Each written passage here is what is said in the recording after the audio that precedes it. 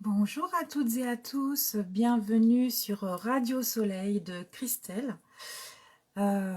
Nous allons donc recevoir William Deligny dans quelques instants pour la suite du second interview.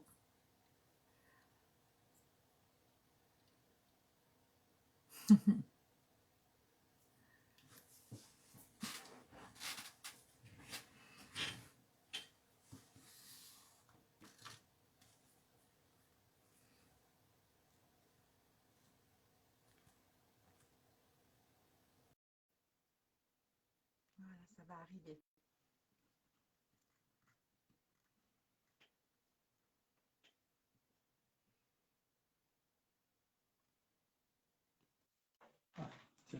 Bonsoir William. Bonsoir Christelle, Tu ça vas fait bien? plaisir d'être avec toi. Moi Oui, aussi. super. Tu es bien installé? Bah, c'est en train de se faire. Allez, on y va tranquillou, il n'y a pas de souci. Ouais.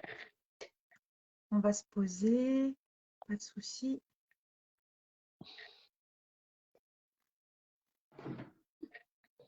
Voilà. Voilà. Moi, je me suis pris un verre d'eau. Je viens de manger, je mange pas juste après manger. Voilà. Tu es bien installé? Voilà, je suis prêt. Ça va. T'es figé, par contre. Ton visage est resté figé. Ah bon? Pourquoi Ouais, il est figé? je ne sais pas, mais tu es figé. Tu es très sérieux, tu es très figé.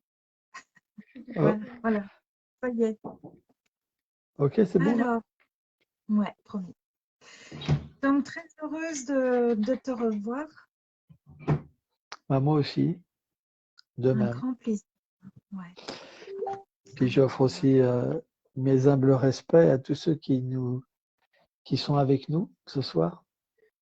oui, alors nous avons déjà 3 personnes. Magnifique. Donc la dernière fois, nous en étions restés sur comment tu as pu t'échapper du sectarisme ou des sectes. D'accord. Alors, malheureusement, la spiritualité, il n'y a pas toujours que des bonnes choses. C'est normal. Il y a ce principe de pouvoir. Et l'être vivant, il peut se mettre bah,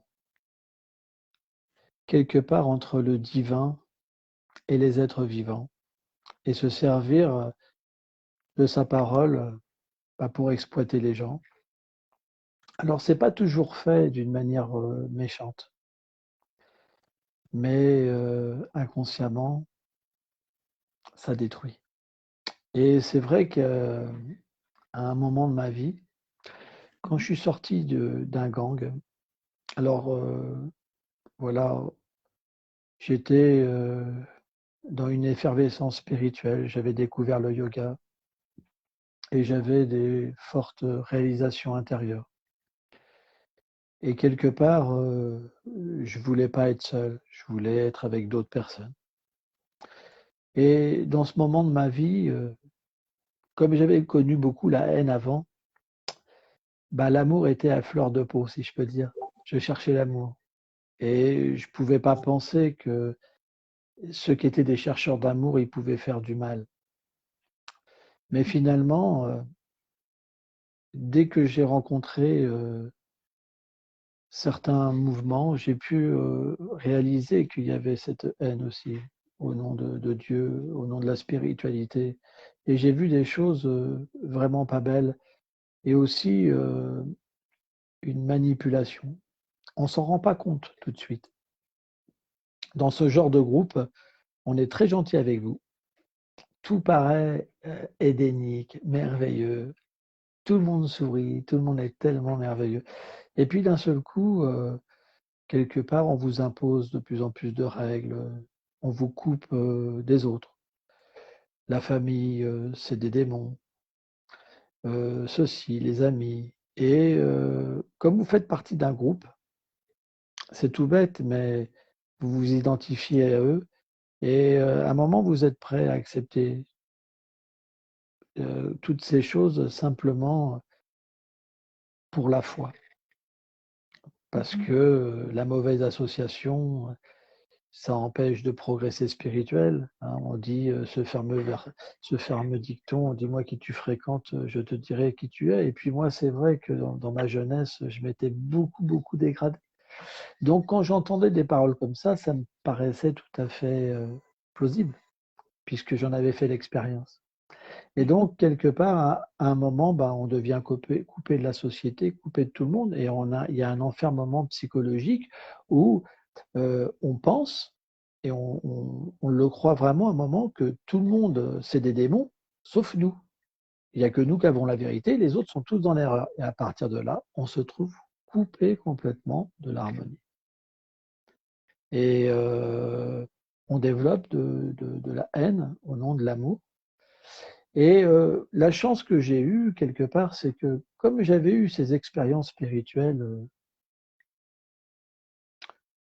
d'amour, j'avais expérimenté vraiment l'amour, à un moment, j'ai pu par moi-même comprendre que voilà, je m'étais trompé, quoi.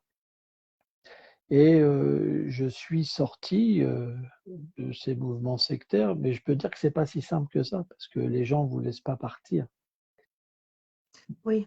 facilement. Le problème, il est là. C'est qu'après, quelque part, on ne vous laisse pas partir. Il y a une pression psychologique il faut vraiment être fort pour pas se suicider. Il faut vraiment être fort. C'est pas facile. Parce C'était quoi? que Pardon, ça faisait une ambiance un petit peu comme gourou et tu étais enfermé.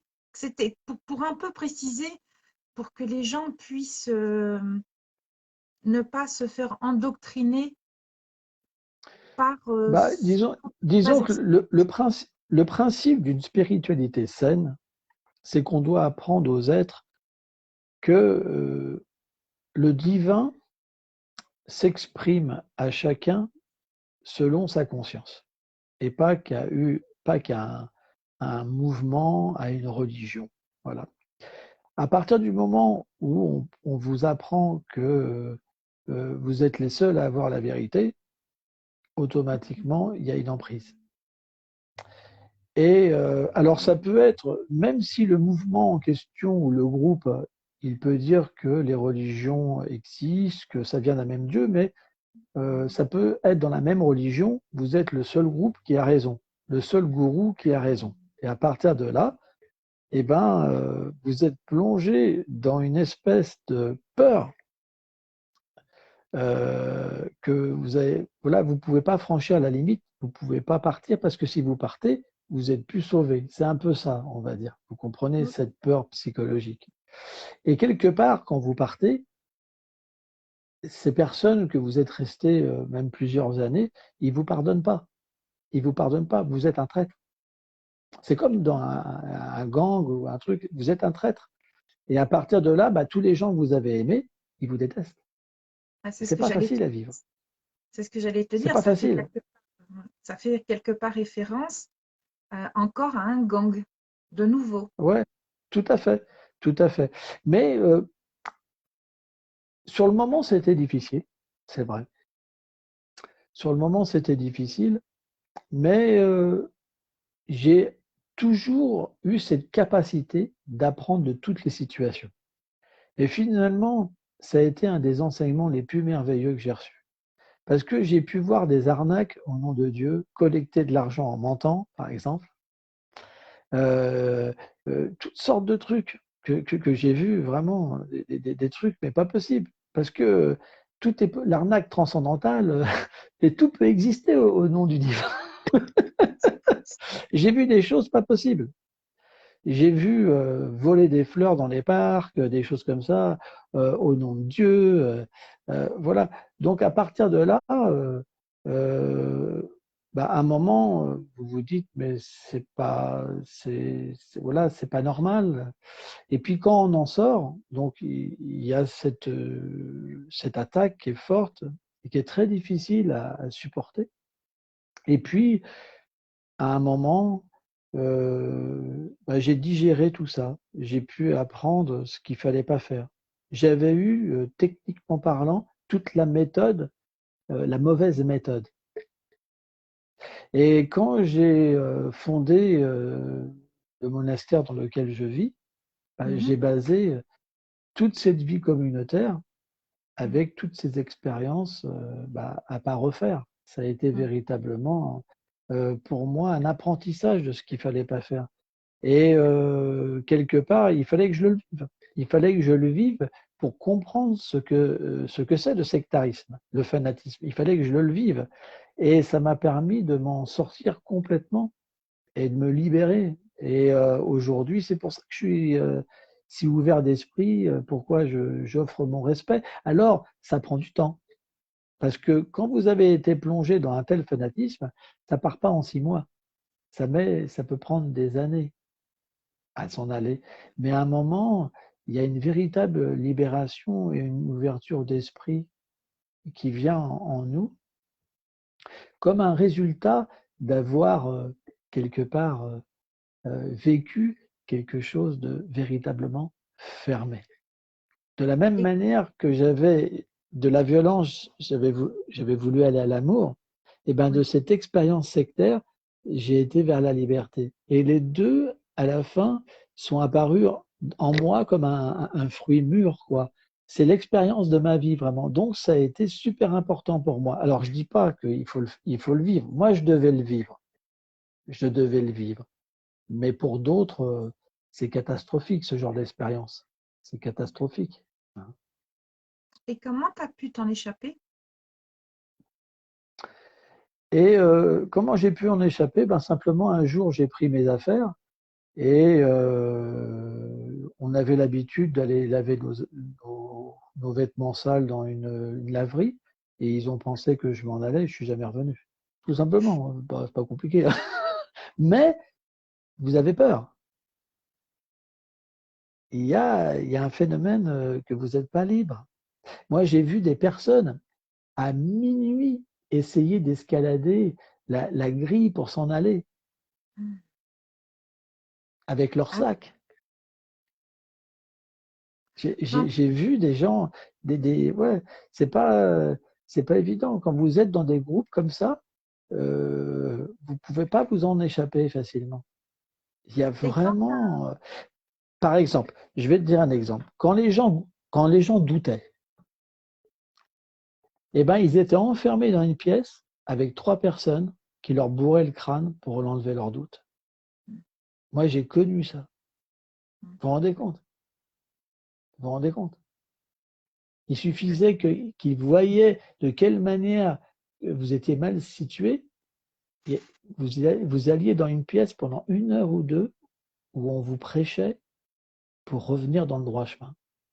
ouais, c'est un lavage de cerveau. C'est vraiment une emprise et c'est dur. Et vous vous mettez à travailler tellement dur. Mais c'est des journées, vous dormez presque pas. Vous dormez presque pas. Il n'y a pas cette liberté de pouvoir penser par vous-même. Par exemple, moi ici, les gens qui sont avec moi, ils sont là d'eux-mêmes. La Mm. porte est grande ouverte. Si je vois que quelqu'un il n'est pas heureux, je lui dis tu sais, on peut t'aider pour te réinsérer, etc., etc. Parce que j'ai connu ça. Mais dans cet endroit-là, dès que vous aviez le moindre doute, qu'on sentait que vous n'étiez pas bien, vous avez le droit à voilà une rectification de la conscience. Et je peux vous dire que les gens avaient peur. Les gens avaient peur. Euh, quand tu as pu t'échapper de cet endroit, de ce lieu, qu'est-ce que tu as fait Entre après? deux murs. Dans quelle direction tu es parti? Bah, il faut savoir que toutes les religions, elles ont différents mouvements.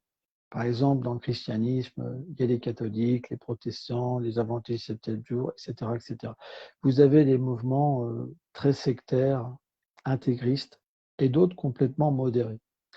Et donc, automatiquement, ma foi, elle ne pouvait pas changer parce que c'était quelque chose qui était établi en moi et c'est ce qui me plaisait. J'ai simplement trouvé des gens plus ouverts d'esprit et j'ai appris à vivre d'une autre manière. Voilà, ça veut dire qu'au lieu d'être avec des gens qui étaient complètement des fanatiques, bah, j'ai pu découvrir une façon de vivre ma spiritualité, voilà, avec une ouverture d'esprit.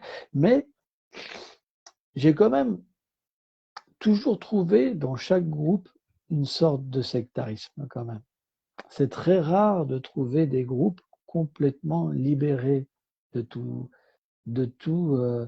voilà, de conscience, on va dire, réduite. Hein. Tous, ils pensent qu'ils ont quand même, pas les meilleurs, hein, mais dans tous les autres groupes que j'ai eus, il y avait quand même moins de tendances sectaires. Il y avait quand même cette liberté de pouvoir entrer, de pouvoir sortir. Mais c'est vrai que j'ai pas, c'est très rare de trouver des spiritualistes respectueux vraiment de tous les êtres, de toutes les pensées. De trouver des êtres libérés, c'est très rare. Il y en a, mais c'est pas que tout le groupe est libéré. Vous allez avoir une personne sainte souvent, et puis le reste, c'est des fanatiques souvent. Vous comprenez quoi? C'est pas que la personne sainte, elle arrive forcément à s'imprégner dans tout le monde. Il y a toutes sortes de personnes. Il y en a, oui, et puis il y en a, non. Donc c'est vrai que en Inde, quand j'ai été après en Inde, ben, j'ai rencontré des personnes vraiment saintes et bonnes qui étaient vraiment humbles et libérées de la conception corporelle de l'existence. Et ils pouvaient voir le divin dans leur cœur et le divin partout. Et à partir de là, j'ai pu vraiment me diriger vers une spiritualité libre de sectarisme. C'est vrai. Mhm. Et donc, tu es resté combien de temps en Inde? Bah, l'Inde, disons j'y allais des périodes, chaque année en fait, j'y allais, je restais 6 mois, voilà, des périodes. Et puis j'avais un centre quand même en France où je pratiquais avec d'autres moines, quoi, si je peux dire. On dit brahmachari en, dans le terme védique, quoi. Et je m'occupais déjà d'un centre, donc je faisais des allers-retours toujours, quoi. J'allais en Inde, je revenais en France, j'allais en Inde, je revenais en France. Parce que le but, c'est voilà, d'aider les gens qui ont besoin de spiritualité. Euh, c'est, c'est quelque chose qui est normal, ça fait partie de la compassion. Si par exemple j'étais resté en Inde, ça aurait été simplement pour ma vie.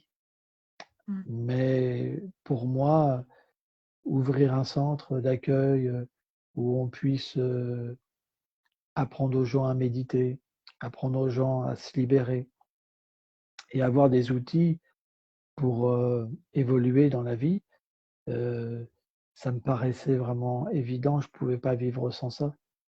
Et d'ailleurs, ça fait longtemps que j'écris des livres, ça fait depuis peut-être 1996 ou Mhm. 97 que j'écris des livres. Donc, j'avais besoin aussi de beaucoup me plonger dans l'écriture, quoi. C'est important. Alors Mais là, c'est vrai que mes voyages pardon, vas-y, non, tu peux non, dire quelque chose. tu parles de livres, mais de quel, pour que les gens puissent comprendre, parce que j'ai quelques questions, mais de quel Voilà. livre tu parles Bah, là? disons, moi, je suis un moine hindouiste euh, de la tradition Gaudiya Vaishnava et mes maîtres spirituels m'ont demandé de traduire en français la Bhagavad Gita, par exemple, et de faire un commentaire. Donc, j'ai fait 2 commentaires de la Bhagavad Gita qui sont tirés des commentaires de Vishwanath Charit Thakur, qui est un grand saint de l'Inde. Là, je suis en train de faire un commentaire de Shrimad Bhagavatam, qui est un long travail, quoi.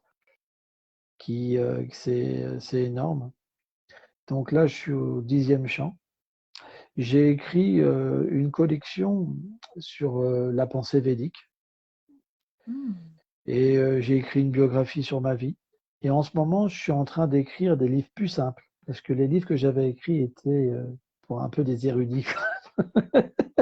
Il faut quand même une base. Ouais, c'est pas si simple. C'est super intéressant parce que ça parle de la réincarnation, l'âme, des différents systèmes planétaires. Tout est expliqué voilà, vraiment. Mais les gens n'ont pas les bases spirituelles pour entrer en contact avec une philosophie si profonde et compliquée quelque part. Donc là, en ce moment, je suis en train d'écrire des livres sur une spiritualité plus universelle.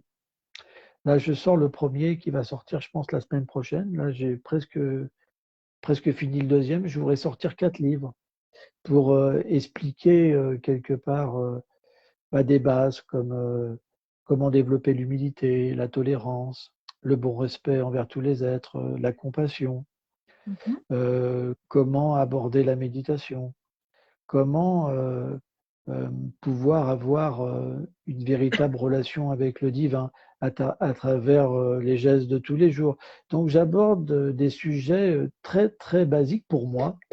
Et Mhm. j'ai du mal même à descendre plus bas, hein, je dois l'avouer, quoi. C'est le plus bas que je peux descendre.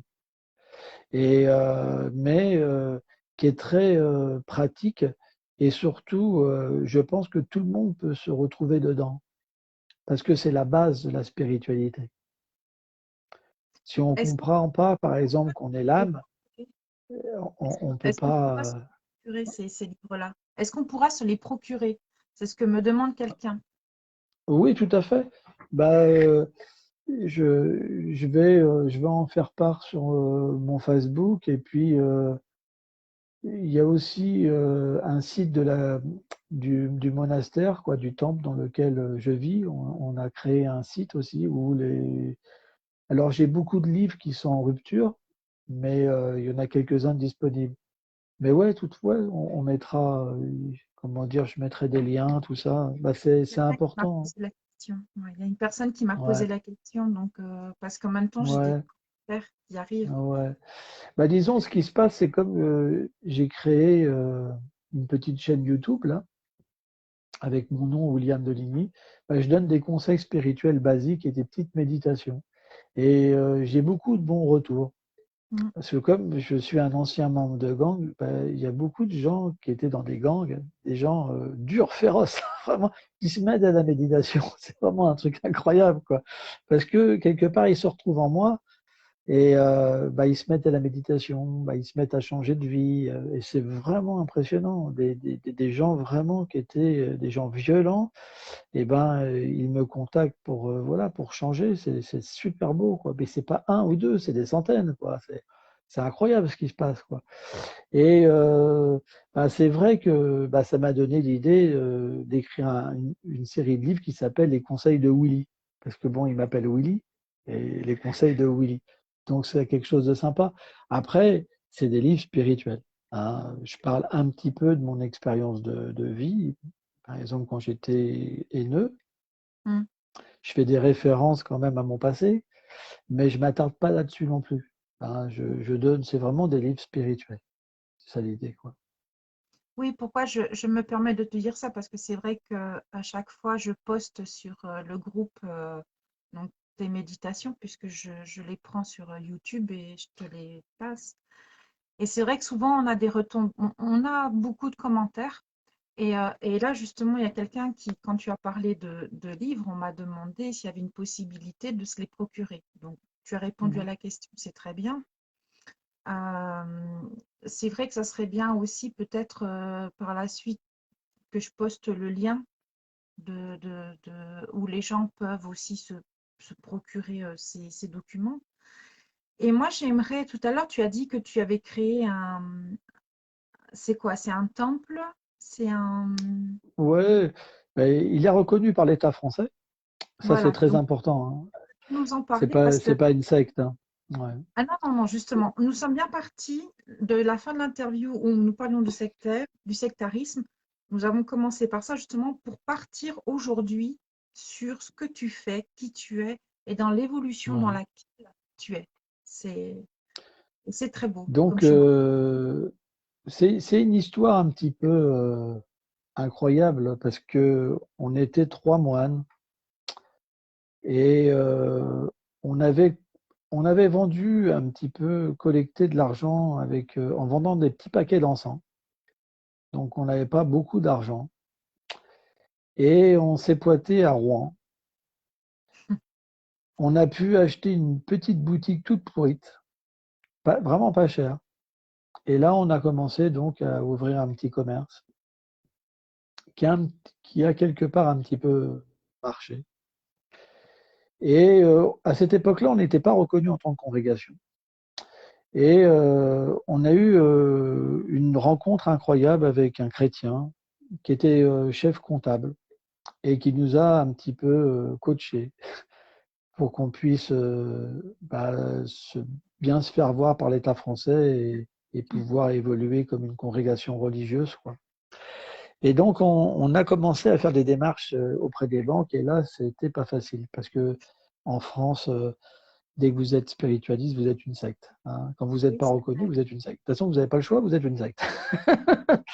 Alors, c'est dur, hein. Moi qui, justement, me battais contre ce sectarisme, ça a été vraiment un moment difficile pour moi. J'en ai pleuré même, hein. C'était terrible, quoi, parce que se faire traiter de secte, des gens sectaires, c'est dur, hein. Une secte, attention, hein, c'est comme les nazis, quoi. C'est pareil, c'est des gens qui vous exploitent et qui vous veulent vraiment du mal, quoi.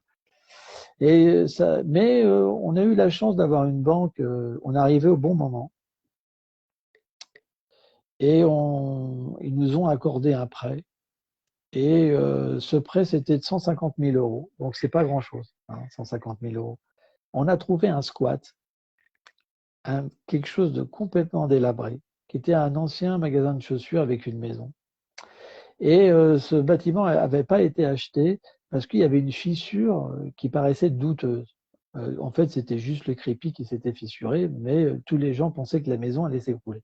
Donc, on a acheté cette maison à crédit.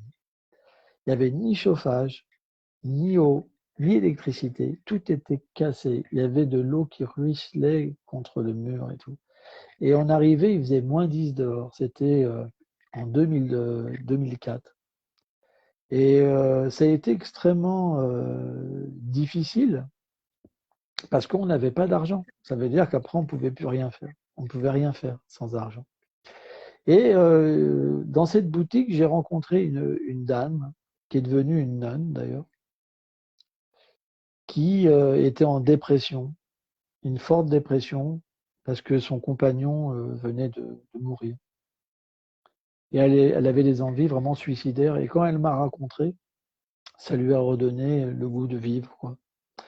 Et ce qui s'est passé, le miracle, on va dire, c'est qu'elle a eu un don de sa mère qui avait joué au millionnaire et qui avait gagné 1 million au millionnaire. Ouais. Et elle avait donc hérité de sa mère. Sa mère lui avait donné 500 000 euros. Et comme on lui avait sauvé la vie quelque part et qu'elle voulait vivre avec nous, bah, elle a tout donné. Et donc, on a pu faire des travaux. Alors, on n'avait pas assez pour réaliser les travaux parce que ça coûte très cher. On les a fait par nous-mêmes. Pendant 7 ans, on a travaillé tellement dur. Et on a creusé des bassins à la main, on a tout refait, tout, tout, tout. Et on a eu la chance d'avoir été aidé par un maçon, quoi.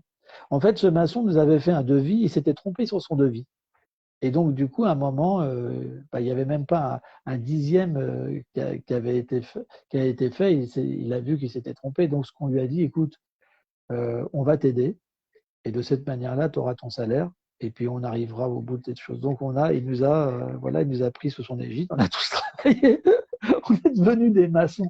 On cassait tout à la masse et tout. Ça a été un truc, mais dur, dur, dur, hein.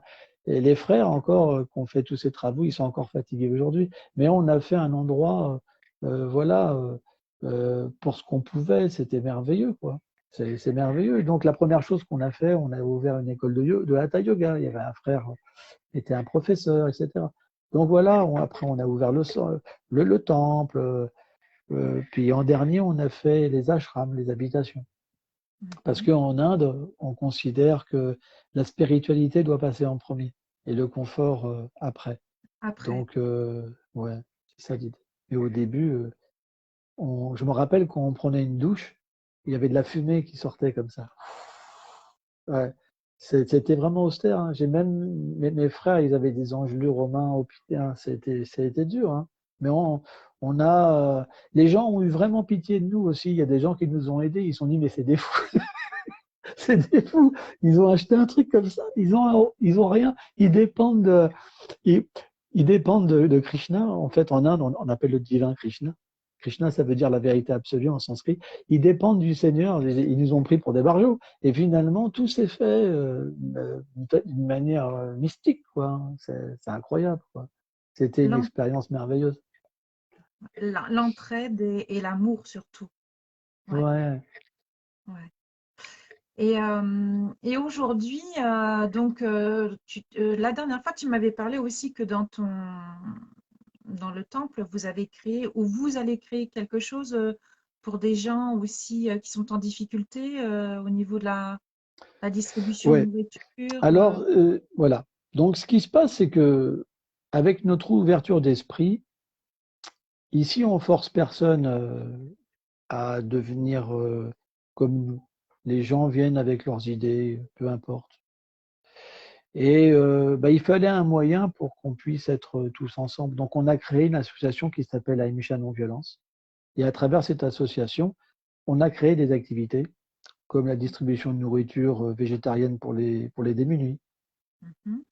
le fait de chanter des mantras spirituels dans la rue pour permettre aux gens d'avoir un bénéfice spirituel, de faire des spectacles aussi de rue pour que les gens soient en paix, soient heureux, des festivals de musique où on fait aussi du théâtre, de la danse, plein de choses. On a eu même un moment un ventriloque. Là, par exemple, on a un magicien voilà, on a plein de gens qui viennent et qui se proposent de donner leur service bah, pour la paix, pour unifier les gens, quoi.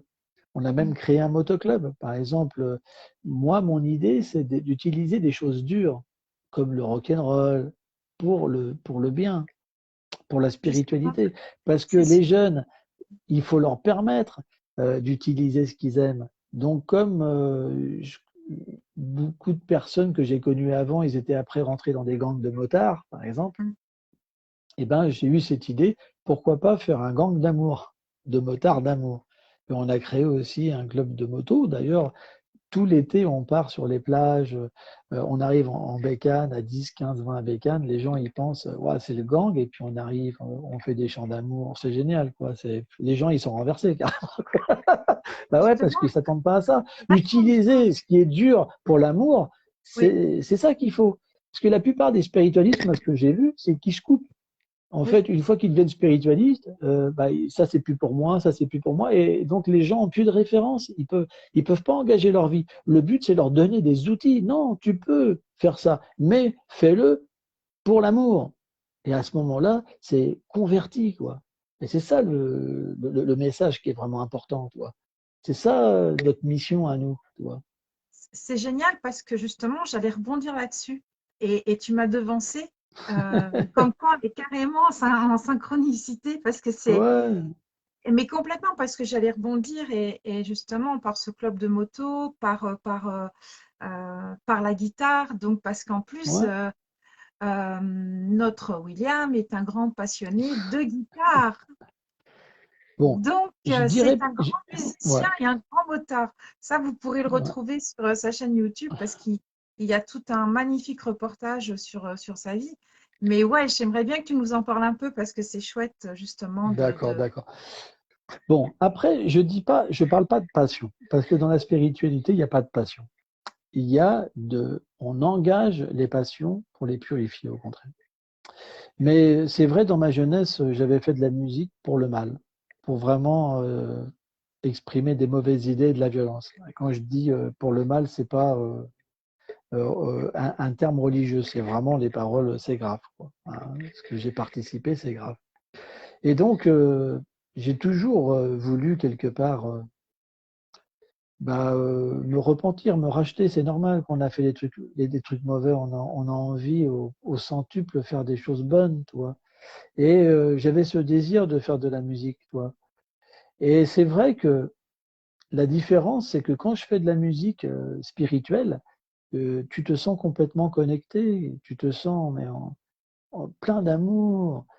C'est merveilleux, quoi. Parce que tu le fais pour le divin, pour Krishna. Tu le fais pas pour toi, pour être célèbre. Tu le fais pour donner, pour partager. C'est une expérience tellement merveilleuse. Et quand on est ensemble, il n'y a pas de position d'ego, tu vois, genre c'est moi, ceci, cela. C'est une communion, c'est merveilleux. Et voilà, quand on fait des spectacles, voilà, moi je bouge, je suis, tu vois, vraiment, je suis comme un rocker, mais spirituel. Je leur fais voir, regardez, on peut avoir de l'amour, on peut avoir moi je médite des heures, mais on peut être, voilà, des rockers aussi. Voilà, on peut engager toutes ces choses. Et ça, c'est un défi, parce que si les jeunes ils comprennent qu'ils peuvent tout engager, pourquoi ils ne deviendraient pas des spiritualistes? Par contre, si les spiritualistes ils s'enferment dans une grotte, ils disent moi je veux pas devenir comme eux, coupé de la société. Mais si on est pire qu'eux, hey, tu sais, moi quand je rencontre des jeunes, les mères, elles m'amènent leurs enfants par exemple, et le gars il arrive, il joue au loup-bar, machin, je lui dis mais écoute, je suis pire que toi. Là. Il dit qu'est-ce que tu as fait dans ta vie? Qu'est-ce que tu as fait? Qu'est-ce que tu fais maintenant? Et le gars, qu'est-ce que tu veux qu'il dise? Tu comprends? Oui. Qu'est-ce que tu veux qu'il dise là? Qu'est-ce qu'il a fait? Tu comprends? Donc à partir de là, après il t'écoute et il y a une ouverture. Toi. Donc on doit le faire. Alors c'est vrai que je suis pas mal critiqué par des religieux orthodoxes, tu vois, qui comprennent pas. Mais tant pis, c'est pas grave. Si j'aurais dû être simplement un bon religieux pour être admiré par ces gens, j'aurais jamais fait ça. Ma compassion à l'intérieur m'a poussé à le faire. Je suis prêt à être critiqué par tous ces gens et ça me fait plaisir. Parce que je considère qu'aider les gens, c'est plus important que la gloire. Et je pense qu'un jour, tous ces gens, ils pourront évoluer. C'est très important. Et on doit C'est montrer un exemple c'est d'évolution. très, c'est très beau ce que tu viens de dire. Tu as dit une phrase vraiment magnifique. Mais c'est vrai ce que tu dis que nous sommes critiqués du moment où il y a la différence, où tu es différent, que tu apportes avec le cœur, ça dérange, ça titille. De toute façon, depuis le début, j'ai toujours eu de l'opposition. Même quand j'ai débuté ma vie spirituelle, j'ai toujours eu de l'opposition. C'est comme ça. Il y a toujours des gens qui sont envieux partout. Et tu peux pas t'imaginer des fois les campagnes qu'il y a sur moi. C'est international. Vraiment. Il y en a même qui disent que je suis un fou. Mais il y a toujours le C'est jugement dommage, avant. vraiment. Ben oui, Ouais. parce avant de connaître l'homme, comme on en a parlé la dernière fois, il y a toujours cette critique.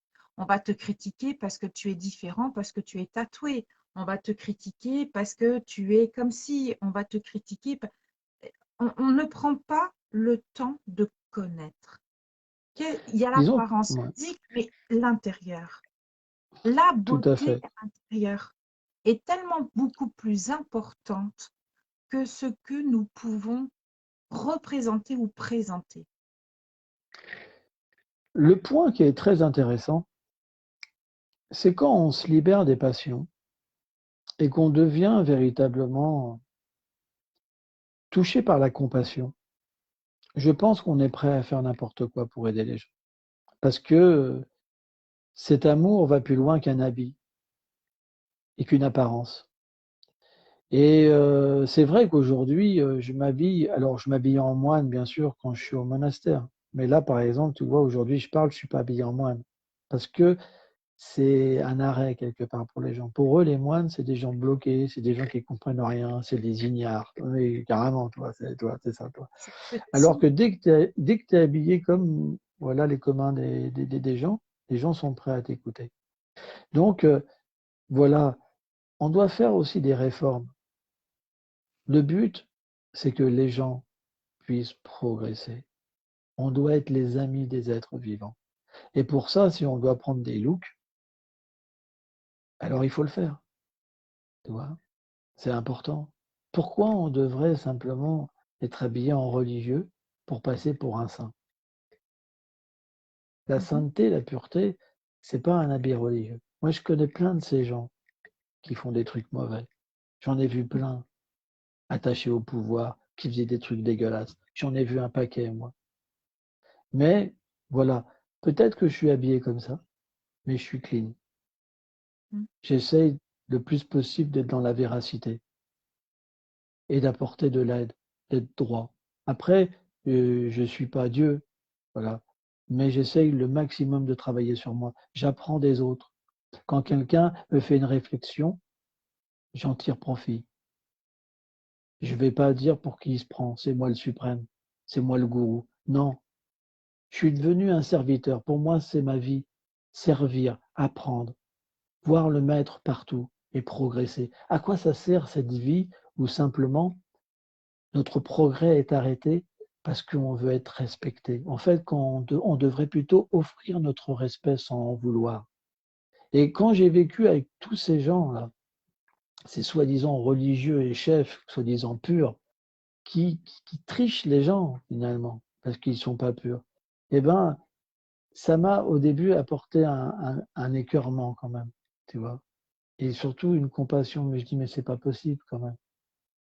Mais ça existe, c'est là et c'est normal aussi qu'il y ait la tricherie soit là. Mais est-ce parce que la tricherie est là, est-ce qu'on doit être comme eux? Je te pose cette question. Non. Mhm. C'est vrai que beaucoup de personnes se réfèrent, moi j'ai des souvenirs aussi, se réfèrent à une image et s'oublient Ouais, en tant que...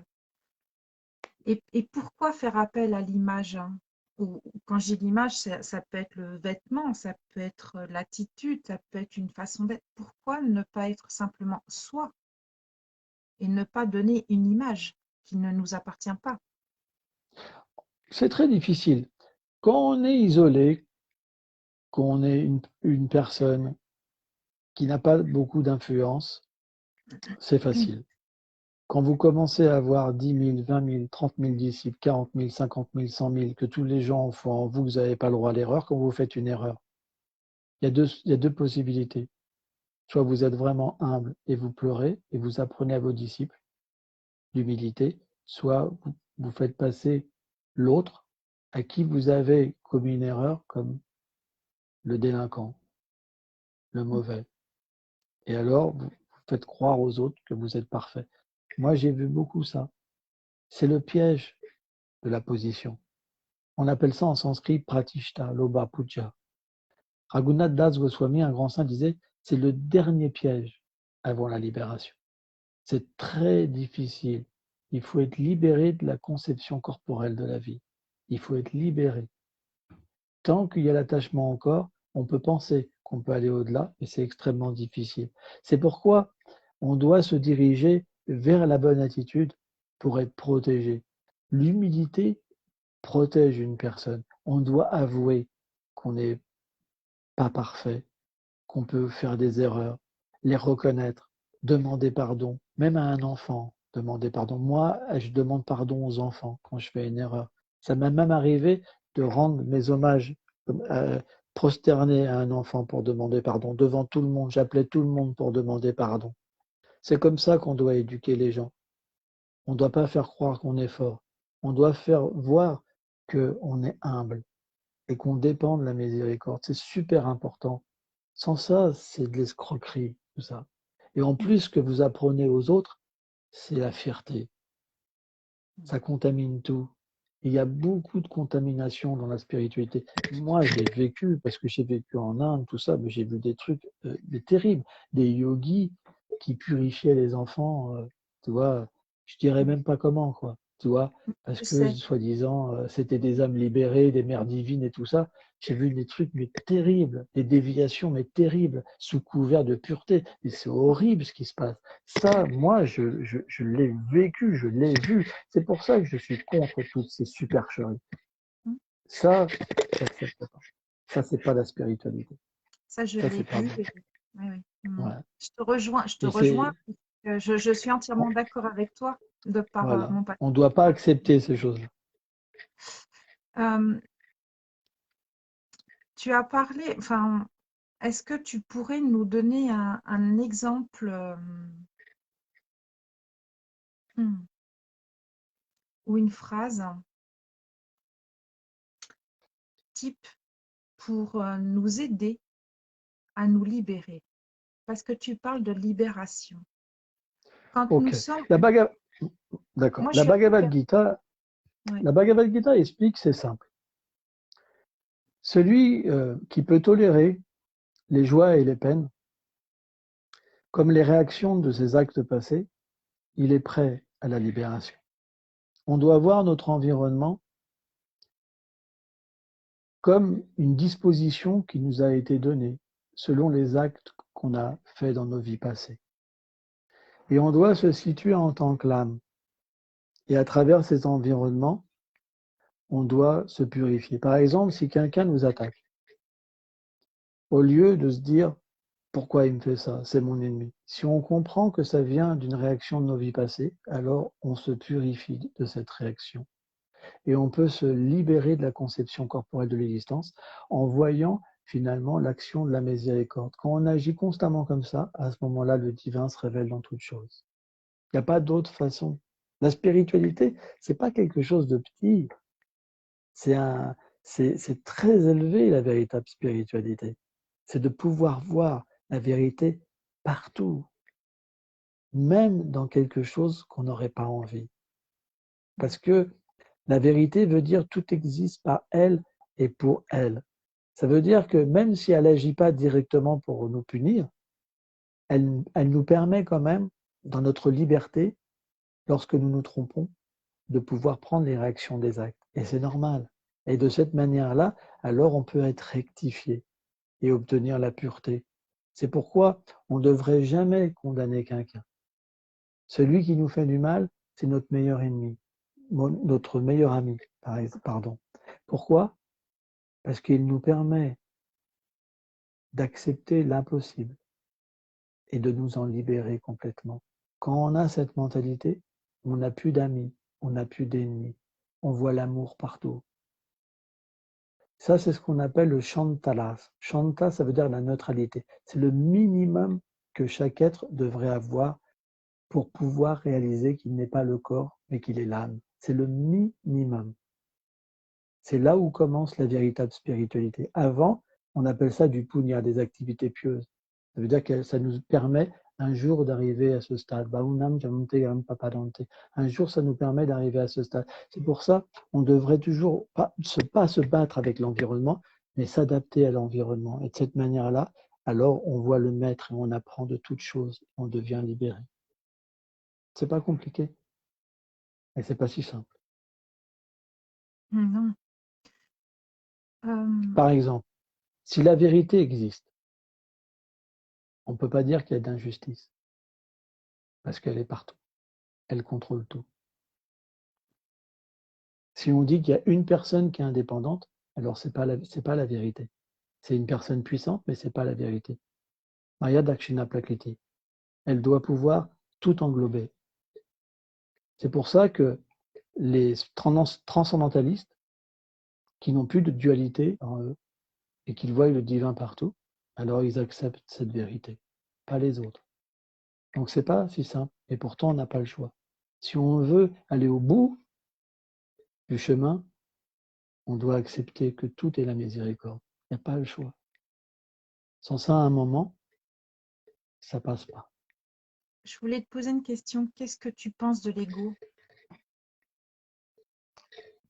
Ok.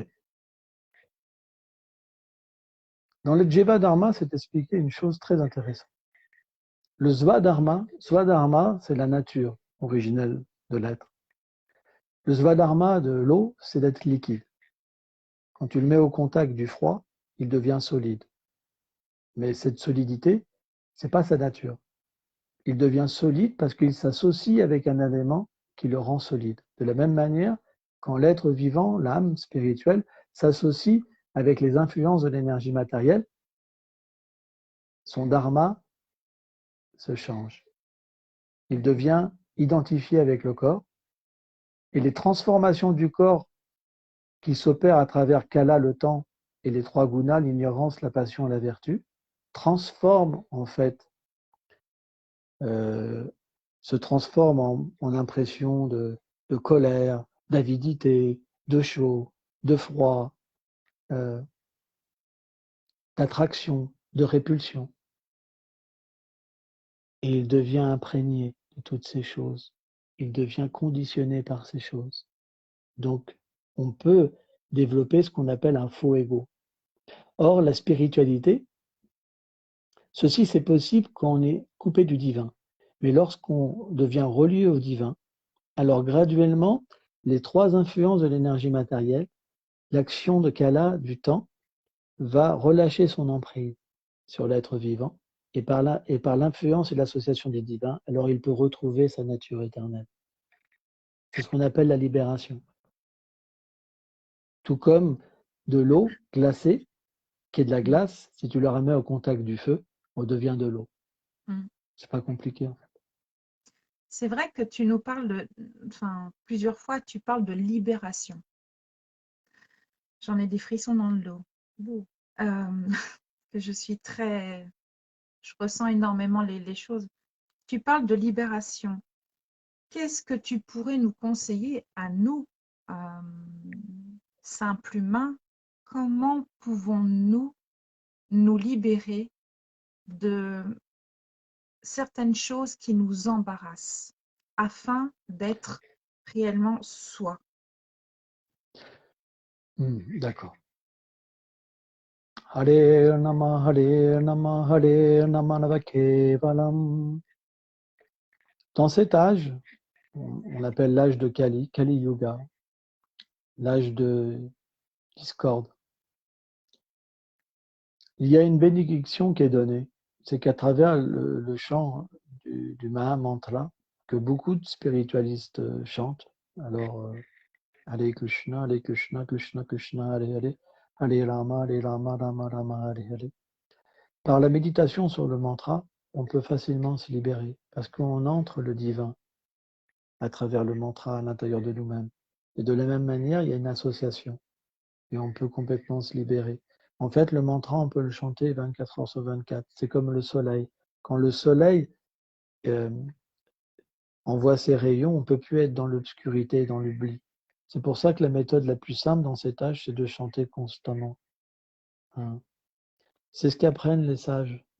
En Inde, beaucoup de sages acceptent cette méthode parce que les shastras, les écritures du yoga expliquent que c'est la méthode la plus efficiente et la plus facile. Donc en chantant avec concentration et avec la bonne compréhension, le mantra se révèle et quand il se révèle, alors il révèle notre nature, notre lien avec le Krishna, avec le divin, notre lien avec tous les êtres et surtout le monde de l'amour. Et à partir de là, quand cette expérience est dans le cœur, on voit le monde complètement différemment et on voit les êtres dans leur réalité. Et à partir de là, on peut tout pardonner. Quand vous voyez quelqu'un tel qu'il est, même s'il agit selon sa fausse nature, vous n'avez pas le choix que de le pardonner. Vous ne pouvez pas le haïr. Il n'y a que l'amour. Donc c'est une méthode très facile. C'est la méthode que j'enseigne parce que mes maîtres spirituels m'ont enseigné cette méthode. Où, par exemple, tous les jours, je chante à peu près peut-être 5 heures ce chant d'affilée, comme ça. Je médite tous les matins.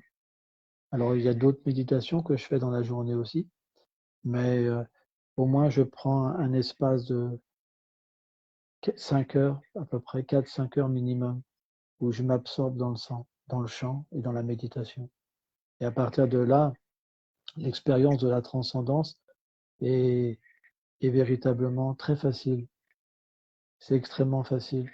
Parce qu'en fait, il y a une relation avec le chant qui s'établit, puisque le nom du divin, Nama et Nami, ne sont pas différents.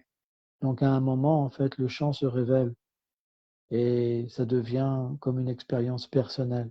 On devient conquis par l'amour. Parce que si le divin se révèle à nous, on devient conquis et on devient attaché, on devient aimant. Et ça devient véritablement une expérience qui est complètement merveilleuse. Et voilà. Mm. C'est pas une expérience passive, c'est une expérience où on peut rencontrer l'ami suprême, cette personne qu'on attendait, cette personne qu'on avait besoin, cet amour qu'on avait besoin. Ouais. Mhm. C'est c'est très beau, mais il faut être vraiment très sincère. De la même manière que vous n'allez pas vous révéler à n'importe qui. Vous pensez que le divin va se révéler juste parce que vous chantez deux fois comme ça? Non. Non, non, c'est une question d'amour. Hein. Il faut comprendre que si vous vous révélez pas, lui c'est la même chose. Il est dans votre cœur, il sait, il va vous aider. Ce n'est qu'à un certain moment que cet état est possible. Et à ce moment-là, vous pouvez avoir une relation constante et toujours. Elle ne part plus jamais. Mm. J'aurais une Ce qu'on dernière appelle l'amour question. de Dieu. Ouais. Ouais, ouais, c'est ce que j'ai une dernière question justement, et c'était par rapport à ça, c'est par rapport à l'amour de Dieu. Euh, comment l'homme aujourd'hui, l'homme ou la femme, enfin, quand je dis l'homme, c'est, Ouais, tout à fait. hein, on est d'accord. Ouais. Euh, comment, qu'est-ce que tu pourrais euh, donner à ces personnes qui nous regardent, parce il y en a quelques-unes devant moi, je pense que je regarde mon écran. euh, Et je pense qu'il y a des personnes qui sont dans la spiritualité, d'autres qui sont en quête, d'autres qui sont perdues, d'autres qui cherchent des réponses. Mais comment se connecter ou comment être dans l'amour divin? Comment se laisser aller? Le point, c'est que chacun a un parcours différent. Cet ami suprême, Paramatma, Krishna, le divin, il accompagne tous les êtres. Il est Amam Plapadante. Il est réciproque avec le désir. Le seul moyen, c'est le désir. Quand notre désir sera sincère et qui ne sera pas égoïste et pas simplement dû à une identification avec le corps, mais avec l'âme, alors ce sera possible. C'est pourquoi c'est un apprentissage. Et tout le Tu nous monde conseilles? Ouais, arrivera, tout le monde pardon. arrivera un jour, mais tout le monde ne peut pas être en un instant disposé pour ça. Ce qu'il faut, avant tout, c'est avoir ce travail sur nous-mêmes. Si notre désir est sincère et qu'on veut devenir véritablement un petit serviteur, alors la vérité qui est derrière toute chose, elle pourra se révéler. Mais si on veut être la vérité, alors ça marche pas. C'est ça le problème des spiritualistes. C'est qu'ils veulent bien une spiritualité, mais pour être Dieu. Ça, Ouais. c'est le pire ego qu'on peut avoir. Dieu, il tombe jamais de sa position. Hein, il n'oublie jamais. Hein, donc voilà. C'est qu'une question de petitesse. Le dernier sera le premier, dit Jésus. Hein. Mm. Donc quand on est vraiment humble, alors tout nous vient. Dès qu'on veut être un serviteur et on veut arrêter de contrôler et qu'on veut être contrôlé, alors tout se passe. C'est une question de disposition. C'est juste ça la spiritualité. Une fois que l'attitude est bonne, c'est parti. Et une fois que ça part, on ne peut plus s'arrêter. Après, on court. C'est tellement bon. Mais quand l'attitude n'est pas bonne, alors ça vient, ça s'arrête, ça vient, ça s'arrête. On fait que ça. Mm. C'est C'est bon tout ça. normal. C'est très bon. Mais si on veut progresser, on doit être accompagné de personnes qui peuvent nous apprendre aussi. C'est pour ça que le principe du maître spirituel, ça existe aussi. C'est pas, il n'y a pas que des tricheurs. J'ai rencontré, moi, des maîtres spirituels qui étaient des personnes très humbles et qui étaient prêts à donner leur richesse gratuitement, sans demander d'argent. Quand on vous demande de l'argent, ça veut dire que c'est une arnaque. Jésus disait, vous avez reçu gratuitement, donnez gratuitement. La spiritualité, ça veut dire gratuité. On la reçoit gratuitement. Dès qu'on vous demande de l'argent, alors partez en courant. C'est magnifique ce que tu dis. On doit apprendre de personnes qui expérimentent et pas qui parlent simplement et qui se font du fric avec la spiritualité. Si quelqu'un expérimente, à ce moment-là, il peut nous faire expérimenter. Tadvedi paripasana sevaya. Dans la Bhagavad Gita, Krishna il dit tu dois approcher une telle personne parce qu'elle a vu la vérité, elle m'a vu, alors elle peut te dire comment l'atteindre. Ça c'est gratuit et c'est pas sectaire. Malheureusement, c'est pas que tout le monde a ça, mais c'est possible. On doit pouvoir se faire aider, mais il faut avoir cette discrimination, ne pas tomber dans un piège. Alors je veux pas faire peur aux gens, c'est pas ça. C'est que mon souci aussi, c'est que les gens n'aient pas de mauvaises expériences. Parce que quand l'expérience n'est pas bonne, après, on a peur. Quand on se fait tricher, après, c'est difficile. Et malheureusement, ça gâche la bonne disposition spirituelle. C'est pour ça que je suis obligé d'en parler. Oui. Parce que moi, je l'ai expérimenté plusieurs fois. Mais ça ne va pas empêcher de me libérer. Mais c'est pas facile. Bon, ça fait 1 heure. C'est pas mal déjà. Hein? Ouais, c'est formidable. Mais c'est un sujet qui a été, tu vois, moi j'ai plein de frissons partout parce que dans tes mots, tu dégages tellement d'amour. Je t'assure, ça faisait résonance et ça m'a.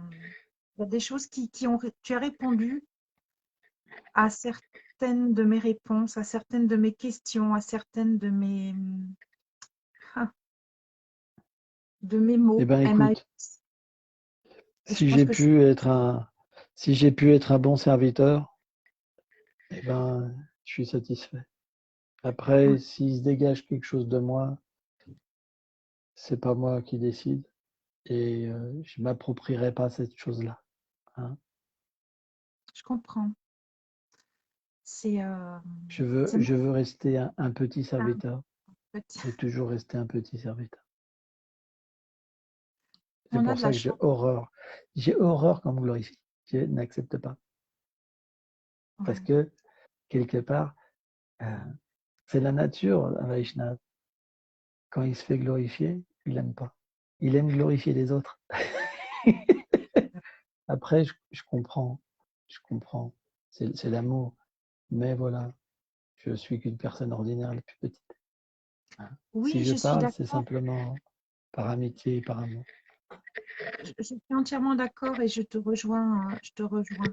Mais tu vois, des personnes comme toi, quand tu dis de petits serviteurs, je suis entièrement d'accord car la simplicité et l'amour très simple est tellement importante pour des personnes ou des âmes égarées.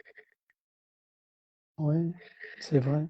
Mais tu sais, cet amour-là, on le reçoit et il est pas à nous. Les qualités, elles ne sont pas à nous. Ce corps, il n'est pas à nous. Cette âme, elle est voilà. Tout appartient au divin. Donc, c'est normal que si on nous glorifie, qu'on pense, mais pourquoi cette personne me glorifie? Moi, j'ai rien fait. C'est comme par exemple, attends, je vais te donner un exemple. C'est comme si quelqu'un vient de dire, ouais, la maison que tu as fait, elle est géniale. Et tu te dis, mais c'est pas moi qui l'ai fait. Donc ça ne te touche pas, tu comprends? Ça ne te touche pas. Il faut qu'on apprenne aux êtres à aller vers la petitesse, l'humilité. Si j'accepte de me faire glorifier, alors je suis en porte-à-faux avec cette vérité. Il faut l'enseigner, c'est important. Même si ça choque, c'est pas grave. Mais il faut l'enseigner. Parce que les tricheurs, eux, ils aiment bien qu'on les glorifie. Ils adorent ça. D'ailleurs, si tu leur dis qu'ils ont un défaut, ils se mettent en colère. C'est vrai. Vrai ou pas? Oui, c'est vrai. Donc c'est pour ça, c'est pas si simple. Bon, Christelle, C'est une je t'aime magnifique fort. Je vous aime tous fort, mais Non, non, c'est une je magnifique dois m'en conclusion. aller. Hein. Je te remercie Allez. du temps et on te souhaite tous une très bonne soirée. Il y a Ouais. beaucoup de... Et puis, si j'ai offensé quelqu'un, je demande pardon. Hein. On ne sait jamais. Si mes paroles ont offensé, je demande humblement pardon à tous ceux qui étaient là. Hein, et je vous aime. Allez, à bientôt. Merci.